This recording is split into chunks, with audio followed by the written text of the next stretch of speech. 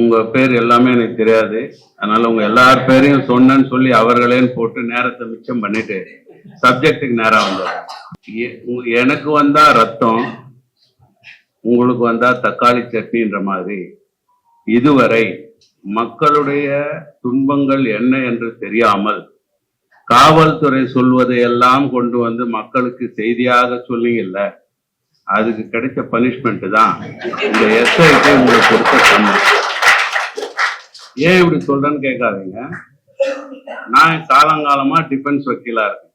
கொலை குற்றம் சாட்டப்பட்டவங்கல இருந்து கற்பழிப்பு குற்றமா எதா இருந்தாலும் டிஃபென்ஸ் சைட்ல இருக்கு.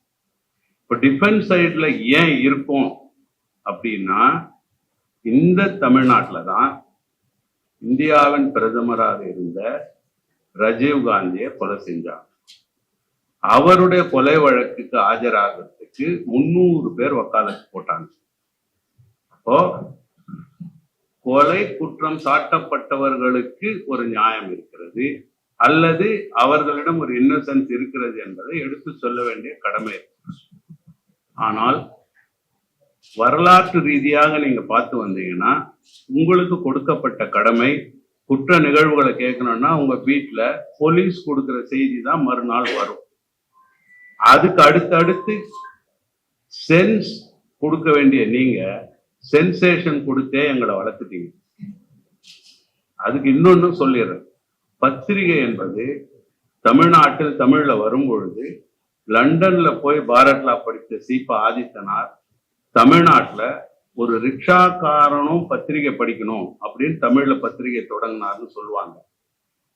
அதுக்கு தகுந்த மாதிரி சில இதை எழுதுவாங்க. கத்தியால் குத்தினான்னா சதக் சதக்னு குத்தினான்னு எழுதுவாங்க.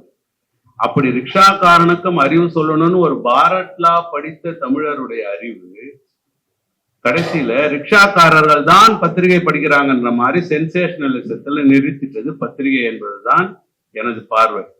நான் பத்திரிகை படிக்கிறவங்க மட்டும் இல்ல, பாலு சார் சொன்ன மாதிரி அந்த முதல்வர் கருணாநிதி அடிக்கடி சொல்ற மாதிரி நானும் சொல்லிடுறேன். நான் மெயின் ஸ்ட்ரீம் என்கிற பத்திரிகையில அசிஸ்டன்ட் எடிட்டரா இருந்தவன். வக்கீல் தொழிலே வானான்னு ஜேர்னலிசத்துக்கு வரணும்னு எவ்வளவு முயற்சி பண்ண, என்னை கடைசியில வக்கீல் தொழில் நிறுத்திச்சு. அங்கெல்லாம் போகாத இங்க வான்னு. சோ பத்திரிகை தொழிலினுடைய அடிப்படை என்ன? கருத்து சுதந்திரம். நீங்க பயன்படுத்தக்கூடிய சுதந்திரம் என்பது என்ன? ஆர்டிகிள் 19. அப்போ பிரஸ் ஃப்ரீடம் நீங்க சொல்லிக்கொண்டு செய்வது என்பது சாதாரண மக்களுக்குள்ள கருத்து சுதந்திரம். அப்ப அந்த சுதந்திரத்தை எதற்கு பயன்படுத்த வேண்டும் என்றால், இந்த சாதாரண மக்கள் கொடுக்கக்கூடிய அதிகாரம் என்பது சொன்னார் இல்லைங்களா, வியாழக்கிழமை நீதிபதி திங்கட்கிழமை நீதிபதினு, அப்படிப்பட்டவர்கள் செய்யக்கூடிய தவறுகளையும் எடுத்து சொல்ல வேண்டிய கடமையும் பொறுப்பும் உங்களுக்கு இருக்கிறது. அதை சொல்லாத காரணத்தினால்தான் ஐயா நல்ல காலம்பா வியாழக்கிழமை வரலன்னு ஐயா சந்தோஷப்படுறாரு, நீங்களும் சந்தோஷப்படுறீங்க. ஏன் அப்படி இருக்கணும்? இதே கான்ஸ்டிடியூஷன் தானே, இதே சட்டம் தானே. ஏன் ஒரு நீதிபதி கிட்ட ஒரு மாதிரி தீர்ப்பு இருக்கணும், ஒரு நீதிபதி கிட்ட வந்தா ஒரு மாதிரி தீர்ப்பு இருக்க கூடாது என்று எழுத வேண்டிய பேனா உங்க கையில் இருக்கிறது. ஆனா நீங்க என்ன செய்யறீங்க? எனக்கு அவர் தெரியும் இவர் தெரியும் போய் ஜெயிச்ச உடனே போய் எந்த அதிகாரத்தை கேள்வி கேட்க வேண்டுமோ அந்த அதிகாரத்திற்கு நாங்கள் நெருக்கம்னு அவங்க போய் பாராட்டுவாங்க. நான் உண்மையிலேயே இன்றைக்கு பாராட்டு கூட்டத்திற்கு வரவில்லை, இந்த வாய்ப்பை பயன்படுத்தி உங்களை கண்டிக்க வந்திருக்கிறேன். இதுக்கப்புறம் என்ன நீங்க கூட்டாலும் சரி கூப்பிடாட்டியும் சரி, என் பர்பஸ் சாப்பிட்டு ஜென்ம சாபல்யம் அடைஞ்சிட்டேன். சொல்ல வேண்டிய கடமையை சொல்லிட்டு போயிடுறேன். குடிமகனாக தயவு செய்து ஒண்ணு புரிஞ்சுக்கோங்க. விஐபி ஸ்டேட்டஸ்ல ஒரு நாடு இருக்குதுன்னா அது ஏழ்மையான நாடு. ஒரு நாடு ரிச்சான நாடா இருந்தா சாதாரண குடிமகனுக்கு இருக்கிற பிளாட்ஃபார்மே விவிஐபி போற அளவுக்கு இருக்கும். இது உலக நியதி. நீங்க போய் பாருங்க. சிங்கப்பூர் மாதிரி இந்தியா வாங்குறது தரைக்கு அல்ல. ஹைகோர்ட்டுக்கு வாங்க. நான் வக்கீலா இருந்துட்டு ஐயா பார் கவுன்சில் இருக்காரு, அவர் எதிரியே இன்னொன்னு முறையிட்டு போயிடுறேன் பத்திரிகையாளர்கள் கிட்ட. என்னன்னா, சென்னையில் இன்னைக்கு இருக்கக்கூடிய பிரச்சனை டிராபிக்னா, இந்த கார்பரேஷன் இதுவரைக்கும் பார்க்கிங் பத்தி சிந்திக்கல. சரிங்களா? இப்போ ஹைகோர்ட்டு காலைல 10 மணிக்கு வரைக்கும்னா வக்கீல்களுக்கே பார்க்கிங் ஸ்பேஸ் இல்லை. நாங்க என்ன பண்றோம்? எங்களுக்கு உள்ள விவிஐபி அதிகாரத்தை பயன்படுத்தி ரோடு ஆக்கிரமிக்கிறோம், ஒரு மஞ்சள் கயிறு போட்டுடுறோம். அதுக்கப்புறம் வக்கீல் ஸ்டிக்கர் போட்ட இன்னொரு கார் நிக்குது, இன்னொரு கார் நிக்குது. பொதுமக்கள் போக முடியுதா? இது யாராவது இது வக்கீல் எடுத்து உங்களை கேட்க சொல்லல. சென்னை மாநகராட்சியை பார்க்கிங்குக்கு என்ன வச்சிருக்கீங்க குறிக்கோள்னு கேட்க சொல்றேன். இப்ப நான் என்ன சொல்றேன்னா வக்கீலுங்களுக்கு எதிராக கேட்கிறேன். அதே மாதிரி இன்வெஸ்டிகேஷன்ல இந்த எஸ்ஐடியில் இருக்கிற 3 IPS பெண் அதிகாரிகள் மட்டும் திமிர்த்தனமாகவோ அல்லது புலன் விசாரணை தெரியாமலோ செய்தார்கள் என்று சொல்லாதீர்கள். தமிழ்நாட்டில் உள்ள எந்த ஒரு அதிகாரிக்கும் புலன் விசாரணை செய்ய தெரியவில்லை அல்லது தெரிந்தும் புலன் விசாரணையாக செய்வது இல்லை. இதை சொல்ல வேண்டிய கடமையும் பொறுப்பும் கிரைம் ரிப்போர்ட்டான உங்களுக்கு இருக்கு. அப்படி புலன் விசாரணை தவறுகளை நீங்கள் எடுத்து சொல்லி திருத்தெரிந்தீர்களானால் இந்த 75 ஆண்டுகளில் இங்க நீங்க நிக்க மாட்டீங்க. இதையெல்லாம் தாண்டி இன்னொன்னு சொல்லிடுறேன், உங்களை மட்டும்தான் அதிகாரம் பாதித்ததுன்னு நினைக்காதீங்க. பத்திரிகை நடத்தின காந்தி ஜெயிலுக்கு போயிருக்காரு, நேரு ஜெயிலுக்கு போயிருக்காரு. எனவே வக்கீலா இருக்கட்டும் அவங்களும் வக்கீலாவும் இருந்தாங்க, இல்ல பத்திரிகையாளராக இருக்கட்டும் அவங்களும் பத்திரிகையாளர்களா இருந்தாங்க. ஒரு சமூக மாற்றத்திற்கோ அல்லது அதிகார பரவலுக்கோ அல்லது அதிகாரம் அனைவருக்கும் கிடைக்கணும் அனைவரும் சமம்னு நினைக்கிறவங்களுக்கோ விசாரணை வரும், போர் நடக்கும். அது எதிர்த்து நிற்காமல் எங்களுக்கே வா அப்படின்னு கேட்காதீங்க. உங்களுக்கேவான் வருதுன்னா நீங்க மடைய எங்க தடுக்கணுமோ அங்க தடுக்கல. செம்பரம்பாக்கம் ஏறி எங்களுக்கே வரும் சென்னையில இருக்கக்கூடாது, முன்னாடியே அதை திறந்து விட்டுருக்கும் சரியான பாதையில. அது போன்று நாம் இந்த ஜனநாயகத்தில் நமது கடமையை சரியாக செய்திருந்தால் இந்த SIT அதிகாரிகள் உங்களுக்கு சம்மன் அனுப்பியிருக்க மாட்டாங்க. இப்பவும் சொல்றேன், இந்த செல்போன் பறித்தல் முதல் கொண்டு இந்த BNSல புதுசா எலக்ட்ரானிக் டாக்குமெண்ட்னு சொன்னா செல்போன்ல இருந்து லேப்டாப்ல இருந்து கம்ப்யூட்டர்ல இருந்து எல்லாத்தையும் சொல்லியிருக்காங்கன்னு கொஞ்சம் காலம் மூளையை கேட்பாங்கன்னு நினைக்கிறேன். ஏன்னா டெலிபதின்னு ஒண்ணு இருக்கு, நான் நினைக்கிறது மணி சார் அப்படியே நினைக்கிறாருன்னு எனக்கு தெரியும். அப்போ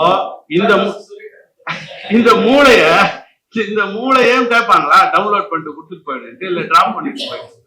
அப்படிப்பட்ட ஒரு மோசமான அமெண்ட்மெண்ட் BNSல வந்திருக்கு. ஒரு நபர் கமிஷன் இருக்கு ரிட்டையர்ட் ஜட்ஜஸ் தலைமையில. பத்திரிகையாளர்களாக நீங்கள் உங்கள் அனுபவத்தை கொண்டு மக்கள் நலனை கொண்டு நீங்கள் கேட்கிற இந்த கருத்து சுதந்திரத்திற்கும் அல்லது தவறான முறையில் இந்த ஜனநாயகம் அதிகாரமற்ற ஒரு குடிமகனை பாதிக்க கூடாது என்பதற்கும் ஏதாவது ஒரு கருத்தை சொல்லியிருக்கீங்களா? தயவு செய்து இன்னைக்கு கேட்டுட்டு போறேன், எங்களை மாதிரி வக்கீல் கிட்ட கேளுங்க, ஒரு கருத்தை நீங்க எடுத்து போய் அந்த கமிஷனுக்கு கொடுங்க, இந்த அமெண்ட்மெண்ட் தமிழ்நாட்டுக்கு தேவைன்னு என்று சொல்லிக்கொண்டு நேரம் கருதி இதோட முடிச்சுக்கிறேன். இதுக்கு மேல நீங்க கூப்பிட்டா வரேன், இல்லைன்னா நன்றி. வணக்கம். காலதாமதத்துக்கு மன்னிக்கவும், நம்ம அதிகமா பேசுறதில்ல மேடையில, இந்த மாதிரி மைக்கில் கோர்ட்லோட சரி. இந்த வாய்ப்பு அளித்த பத்திரிகை நண்பர்களுக்கு நான் நன்றி தான் சொல்லணும். ஏன்னா we always with the press. Freedom of press is a more important nowadays. ஏன்னா வேரியஸ் இஷ்யூஸ் வருது சொசைட்டில, அதை இமீடியட்டா கொண்டு பிரஸ் தான். அவங்களே இந்த மாதிரி அவங்களுடைய குரல் வலையை நரிக்கிறதுக்கு இந்த மாதிரி ஒரு இதை பண்றது தப்பு. கவர்மெண்ட் இமீடியட்டா ஆக்ட் பண்ணிருக்கணும், பண்ணல. Anyway court will protect our rights. இந்த ஆப்பர்ச்சுனிட்டி கொடுத்ததுக்கு ரொம்ப நன்றி. தேங்க்யூ. எங்களை நம்பி இந்த இடத்த கொடுத்து நாங்களும் அதுக்கான உண்மையான இது செஞ்சிருப்போம்னு நினைக்கிறேன். இந்த பர்டிகுலர் கேஸ்ல நான் பார்த்த ஒரே ஒரு விஷயம் என்னன்னா, அவங்களுக்கு புலன் விசாரணை செய்யறது முக்கியம் கிடையாது. அவங்களுடைய ஒரே நோக்கம் உங்களுடைய சோர்ஸை தெரிஞ்சுக்கணும்ன்றது மட்டும்தான். ஒவ்வொருத்தருடைய போன்லயும் பல சோர்சஸ் இருக்கும், அது யாரு அதை எப்படி கட்டை பண்ணணும் அதுதான் அவங்களுடைய இன்டென்ஷனா நான் இதுல பாக்குறேன். மற்றபடி வேற எதுவும் பெருசா உங்களை ஹராஸ் பண்ணணும்னு கிடையாது. அவங்க இந்த சோர்ஸ் எடுத்ததுக்கு அப்புறம் உங்ககிட்ட எல்லாத்தையும் கொடுத்துருவாங்க. ஒவ்வொருத்தருக்கும் இருக்கிற சோர்சஸ் மட்டும் தான் பார்க்கணும். அதனாலதான் டிவைஸை கேட்டிருக்காங்க. மற்றபடி வேற எதுவும் உங்களை ஹராஸ் பண்ணணும்னு அவங்களுடைய எண்ணம் இல்லைன்னு நினைக்கிறேன். வாய்ப்பு அளித்ததுக்கு அனைவருக்கும் வணக்கம். நான் பிறந்தது தீக்குதர்ன்ற நாளிதழோட, வளர்ந்தது செம்மலர். வளர்ந்ததுன்னு சொல்ல முடியாது, தப்பாட்டுக்காதீங்க. வளர்ந்தது அலாங் வித் தி செம்மலன்ற நாளிதழோட. சோ எனக்கு இந்த பத்திரிகை மன்றத்தோட பெரிய தொடர்பு இல்லை, பத்திரிகைகளோட நிறைய தொடர்பு இருக்கு. சோ இந்த கேஸ்ல எங்களை நம்பி இந்த டாஸ்கை கொடுத்ததுக்கு ரொம்ப நன்றி. இன்னொரு ஒரே ஒரு விஷயம், இந்த கேஸை எடுத்துக்கிறதுக்கு இந்த நீதிமன்றத்துல போய் இந்த ஆர்டர் வாங்குறதுக்கு முக்கியமான காரணமா இருந்தது நாங்க புலனாய்வை சந்திக்க விரும்பல அப்படின்னு எந்த இடத்துலயும் சொல்ல விரும்பல. ஆனா புலனாய்வை சரியாக பண்றாங்களா இல்லையான்னு பார்க்கறதுக்கு கோர்ட் ஒரு செக் வைக்கணும், ஒரு ஆர்டர் பாஸ் பண்ணணும், ஒரு டைரக்ஷன்ஸ் கொடுக்கணும்ன்றதுதான் அப்ரோச்சா இருந்தது. அந்த அப்ரோச் நீட்டா டிராஃப்ட் ஆகி இந்த ஆர்டர்ல வந்திருக்கு. மூத்த வழக்கறிஞர்கள்லாம் சப்போர்ட் பண்ணதுனால இந்த கேஸை ஈஸியா ட்ராக் பண்ண முடியும். ஸோ ஒரே ஒரு ரெக்வெஸ்ட் மட்டும் எனக்கு இருக்கு, இந்த இடத்துல நான் சொல்லணும்னு ஆசைப்படுறேன். நிறைய மர்டர் கேசஸ்ல பாக்குறேன், டிவில வந்து அந்த சிசிடிவி ஃபுட்டேஜ் எடுத்து போட்டுருக்கு. அதை தயவு செய்து யாரும் போட வேண்டாம்னு கருதுறேன். உண்மையான கொலை குற்றவாளி வந்து அதை நீதிமன்றத்துல காமிச்சிட்டாங்கன்னா சப்சிக்வெண்டா நிறைய விஷயங்கள் வந்து கோர்ட்ல வந்து எங்களுக்கே வந்து டிஃபென்ஸ் ஃபேவரா வந்து முடிஞ்சிடும். ஸோ அதை மட்டும் பண்ண வேண்டாம் அப்படின்னு ஒரு ரெக்வெஸ்ட் வைக்கிறேன். It may be taken. Thanks for giving the opportunity. நான் வந்து மீடியா தொடர்பான வழக்குகள்ல ரொம்ப நாளா பிடி பெருமாள் சாரோட பயணித்திருக்கேன். உங்களை நிறைய பேர் எனக்கு தெரியும். எனக்கு தெரிஞ்ச அளவுல முன்னாடிலாம் ஒரு செய்தி போட்டா வந்து அடிப்பாங்க, மயக்க உடைப்பாங்க, வழக்கு போடுவாங்க. அதுக்கு பிரஸ் கிளப்ல மீட்டிங் நடக்கும், கண்டன கூட்டம்லாம் நடக்கும். இப்ப நண்பர்கள் வரலாற்று சிறப்புமிக்கன்னு திருப்பி சொல்றாரு. வரலாற்று சிறப்புமிக்க மோசமான ஒண்ணு நடந்திருக்கு, வரலாற்று சிறப்புமிக்க நல்லதும் ஒண்ணு நடந்திருக்கு. மோசமானது வந்து எந்த செய்தியும் வெளியிடாம ஒரு வழக்கு, ஒரு அச்சுறுத்தல் ஒண்ணு நடக்குது. நல்ல விஷயம் ஃபர்ஸ்ட் பிரஸ் கிளப்பே கேட்டுக்கு வந்தது, அது ஒரு பாராட்டான விஷயம். மற்றபடி இந்த வழக்கு பொறுத்த மட்டும் இன்னும் இது முடியல, நம்ம தீர்ப்பு பாராட்டுன்னு முடியல, இன்னும் இருக்குல்ல, இன்னும் செல்போன் கொடுக்கல, இன்னும் அடுத்த இங்க நடக்கிற நேரத்துல அவங்களும் இது அடுத்து என்ன செய்யலாம்னு தான் யோசிச்சுன்னு இருப்பாங்க. சோ இதுக்கு தேவைன்னா கூட போக வேண்டியதும், அது வரைக்கும் அவங்க கூட பயணிப்போம். வாய்ப்பு. அன்பு நண்பர்களுக்கு வணக்கம். ஏற்கனவே பாலு வாட்ச் பாத்தீங்கன்னு இருக்காரு, சீக்கிரம் முடிச்சுக்கிற அதை வேற சொல்லாத சொல்லிட்டாரு.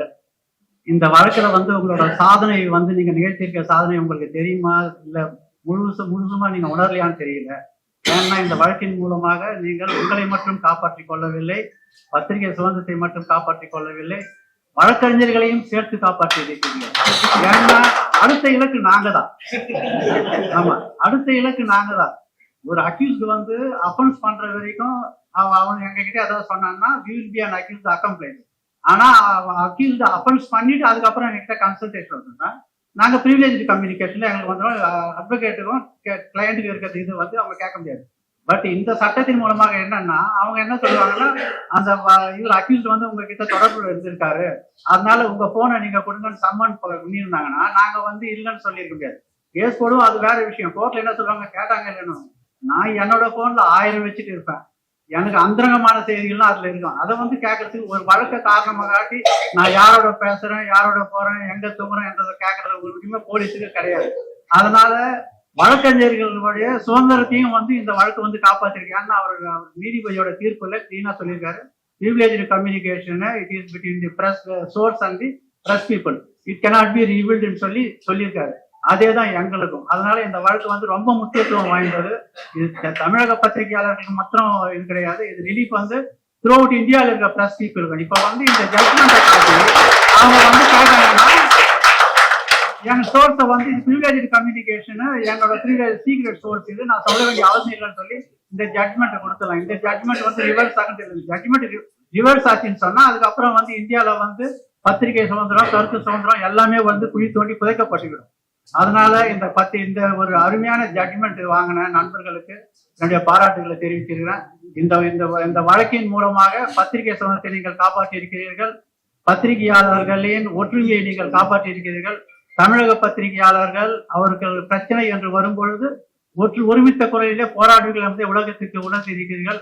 ஆகிய நன்றியை தெரிவித்துக்கிறேன். ஏன்னா இந்த வழக்கோட பொறி வந்து டைம்ஸ் ஆஃப் இந்தியால தான் வந்து செல்வராஜ் வந்து அந்த அண்ணா நகர் பேச பற்றி அந்த டைம் அது போடும்போதுதான் நான் வந்து மணி என்னோட 30 ஆண்டு நண்பர் நான் மணிக்கு போன் பண்ணி சொன்னேன், மணி இதை வந்து விட்டுறக்கூடாது அப்படின்னு சொல்லி.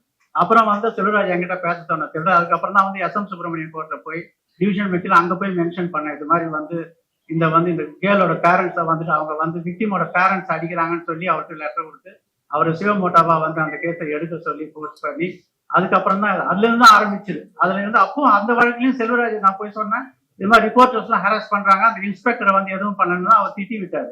இது வந்து அவங்கதான் வந்து ரைட் இன்ஃபர்மேஷன்ல வந்து ஃபர்ஸ்ட் இருக்கவங்க, அவங்கதான் வந்து மக்களுக்கே வந்து உண்மையை தெரிவிக்கிறாங்க. அவங்களே நீங்க போய் தொந்தரவு பண்ணி ஓப்பன் கோர்ட்லயே வந்து டிவிஷன் பெஞ்சு சொல்லிச்சு. பட் அந்த அப்போ வந்து அந்த செய்தி அந்த அளவுக்கு ப்ராப்ளம் அடையல. பட் எனிவே நீங்க வந்து உங்களை மாத்திரம் காப்பாத்திக்கல, இந்தியாவோட கருத்து சுதந்திரத்தை காப்பாத்திக்கீங்க. அதுக்கு என்னோட நன்றியை தெரிவிச்சுக்கிறேன். குறிப்பாக வந்து இப்போ என்னுடைய நண்பர்கள் வந்து நான் வந்து கோர்ட்டுக்கு போறனோ இல்லையோ நான் பிரஸ் ரூமுக்கு போகாது இருக்க மாட்டேன். டெய்லி ஆல்மோஸ்ட் காலையில ஒரு காஃபி, மதியம் ஒரு லஞ்சு, ஈவினிங் ஒரு டிஃபன் பிரஸோட தான் எனக்கு போகும். நான் கோர்ட்டு கூட நிறைய பேச மாட்டேன். முதல்ல வந்து நான் பார்க்கும்போது ஜட்ஜி வந்து பின்னாடி யார் இருக்காங்கன்னு பாப்பாரு, ஆசிரியர் இருக்காரா, ரமேஷ் இருக்காரா, இல்ல ஸ்டாலின் இருக்காரா. அதுக்கப்புறம் தான் ஃப்ரெண்ட்ஸே சொல்லுவாங்க, சொம்ப தூக்கி வச்சுருவாரு, சூரிய பிரகாசம் பண்ணா சொம்ப எடுன்னு சொல்லுவாரு ஜட்ஜி. அதனால அந்த மாதிரி ஒரு நெருங்கிய தொடர்பு எனக்கு இருக்கு. ஒற்றுமையா போராடுவோம். 2 பேரும் சேர்ந்தோம்னா வந்துட்டு நாட்டில் ஜனநாயகத்தை காப்பாற்ற முடியும். வாய்ப்பு கொடுத்த நண்பர்கள் அனைவருக்கும் வணக்கம். இது ஒரு வெற்றி விழா அப்படின்னு சொல்லி நம்ம அடிக்கடி சொல்லிட்டே இருந்தோம். உண்மையிலே இது வெற்றி விழா தான். ஆக்சுவலா நாங்க வந்து கேம்ப் எல்லாம் நடத்த ஆரம்பிக்கணும், ஒரு கலந்துரையாடலாம் பண்ணணும்னு பேசிட்டு இருந்தோம். அப்ப மணி சார் சொன்னாங்க, நிறைய நமக்கு இஷ்யூஸ் நிறைய இருக்கு, ஒவ்வொருத்தருடைய தனிப்பட்ட பிரச்சனைகள் நிறைய இருக்கு, அதுக்கு ஒரு தனியா ஒரு கேம்ப் நடத்துங்க, லீகல் டீமை நான் கூட்டு வரேன்னு சொல்லிட்டு சார் சொல்லியிருந்தாங்க. இப்ப அதுக்கு முன்னாடியே மொத்த டீமும் இங்க வந்துச்சு. எனக்கு அது ஒரு சந்தோஷமானது. அடுத்து நம்ம ஒரு கேம்ப் தனிப்பட்ட இது ஒண்ணு பண்ணிடலாம். அதை எல்லாரும் ஒத்துழைப்பு கொடுக்கணும். அடுத்து நாங்க ஒரு கலந்துரையாடலும் பண்ணலாம்னு ஒரு ஐடியா இருக்கும். அது எல்லாருமே நீங்க வரணும். அடுத்து ஒவ்வொரு மீட்டிங்க்கு நீங்க வந்து சட்ட நுணுக்கங்களை எங்க எல்லாருக்கும் தெரிஞ்சுக்கிற மாதிரி நீங்க வந்து எங்களுக்கு கூட கலந்துரையாடல் பண்ணணும்னு வேண்டிக்கிறேன். அடுத்து இந்த கேஸை பொறுத்தளவுல இப்ப வந்து ஆல்மோஸ்ட் முடிஞ்சிச்சு. அது இப்ப வெளியில சொல்ல வேண்டியது இல்லை. ஆமா ஆமா, அது எதுவும் முடிஞ்சு இதானது. அதனால இப்ப இதுல வந்து எல்லாருடைய ஒத்துழைப்பும், அதாவது ஒருங்கிணைந்து கிடைத்த வெற்றி தான் கிடைச்ச வெற்றி இருக்குன்னு சொல்ல முடியும். இதுல எல்லா இது வரைக்கும் நான் 95ல நான் வந்து பத்திரிகையில ஜாயின் பண்ணேன். 95ல இருந்து இப்போ வரைக்கும் பார்க்கும்போது நிறைய சம்பவங்கள்லாம் நடந்திருக்கு. அதுல மேஜர் இன்சிடென்ட் ஊர்வலத்துல ஒரு தடியடி துப்பாக்கிச்சூடு நடந்தது. அதுல பத்திரிகையாளர்கள் பெரிய அளவுல பாதிக்கப்பட்டாங்க, முத்துவேலுப்பன் கமிஷனர் இருந்த போது. அதுக்கப்புறம் ஒரு பெரிய சம்பவம் இந்த சம்பவம் தான். மொத்தமா அவ்வளவு பத்திரிகையாளரும் பாதிக்கப்பட்டது இந்த சம்பவத்துல பாதிக்கப்பட்டிருக்கிறாங்க. இந்த சம்பவத்துல எல்லா பத்திரிகையாளர், ஒவ்வொரு பத்திரிகையாளர்களும் ஒவ்வொரு பீட்டினுடைய நிருபர்களும் வந்து தனித்தனியா செயல்படுவாங்க. இது வரைக்கும் அப்படி ஒரு ஒருங்கிணைப்பு நான் பார்த்தது இல்லை. இதுல எல்லாருமே கிரைம் ரிப்போர்ட்டர்ஸ் மொத்த டீமும் ஒன்னா இருந்தாங்க. அது பாக்குறதுக்கே பெருமையாவும் இருந்தது, ஆச்சரியமாவும் இருந்தது, சந்தோஷமாவும் இருந்தது. பிரச்சனைன்னு வரும்போது ஹைகோர்ட் ரிப்போர்ட்டர்ஸ் இப்படி வேலை பார்த்து இதுதான் ஃபர்ஸ்ட் டைம் நாங்க கண் கூட பாக்குறோம்.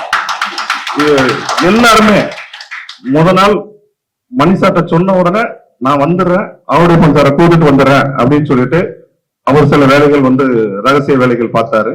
அதை தவிர வந்து நம்ம சீனியர் ரிப்போர்ட்டர்ஸ் எல்லாருமே ஆளாளுக்கு ஒவ்வொரு பணிகள் செஞ்சாங்க. கோர்ட் ரிப்போர்ட்டர்ஸ், மொத்த கோர்ட் ரிப்போர்ட்டர்ஸ் டீமும் நமக்காக வேலை பார்த்தது, போலீஸ் டீம் வேலை பார்த்தது, செக்ரட்டேரியட்ல உள்ள ரிப்போர்ட்டர்ஸும் கேட்டுட்டு இருந்தாங்க. அவங்க நிறைய பேர் வந்து நம்ம கூட வந்தாங்க, சீனியர் ரிப்போர்ட்டர்ஸ் வந்திருந்தாங்க. நிறைய தகவல்கள் அவங்களும் கேட்டாங்க, என்ன பண்ணிட்டு இருக்கீங்க, என்ன பண்ண போறீங்கன்னு கேட்டுட்டு இருந்தாங்க.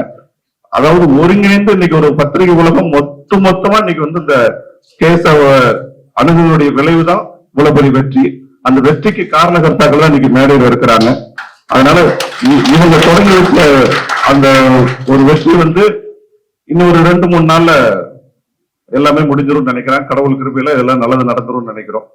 இதுக்கு எல்லாருடைய ஒத்துழைப்பு இருக்குது. அதனால இப்போதைக்கு இதுதான் இப்ப சொல்ல முடியும். ஃபர்தரா ஒன்றும் இருக்காது, முடிஞ்சிச்சு. இது 1 or 2 daysல அடுத்த வெற்றி விழாவும் கொண்டாடிடலாம் அந்த காலத்துல. அதுதான் இந்த ஒருங்கிணைப்பு வந்து தொடரணும்னு நான் விரும்புறேன். இந்த பத்திரிகையாளர் மன்றம் இப்போ இல்ல, இந்த ஒரு வழக்குல மட்டும் கிடையாது, ஒருங்கிணைந்து வர வழக்கு வந்தா கூட பரவாயில்ல. தனிப்பட்ட ஒவ்வொருத்தருடைய பிரச்சனைகளையும் இது நாங்க வந்து ஒரு குடும்பமா பாக்குறோம். இந்த பத்திரிகையாளர் மன்றத்துல பத்திரிகையாளர் எல்லாருமே ஒரு குடும்பத்தினுடைய உறுப்பினர்களாகத்தான் நாங்க பாக்குறோம். என்ன தனிப்பட்ட பிரச்சனைகள் இருந்தாலும் நாங்க வந்து உங்களுக்கு உறுதுணையா இருப்போன்ற ஒரு வாக்குறுதி மட்டும் கொடுக்கிறோம். அது என்ன தேவைகளா இருந்தாலும் எங்களை அணுகலாம். ஒண்ணு உங்களுக்கு தீர்வு கொடுக்கிறோம், இல்ல ஆலோசனைகள் வழங்குறோம், இல்ல தேவையான அறிவுரைகளும் உங்களுக்கு வழங்கப்படும். அது எல்லா வகையிலையும் உங்களுக்கு உறுதுணையா இருப்போன்ற வாக்குறுதி மட்டும் கொடுக்கிறேன். நன்றி.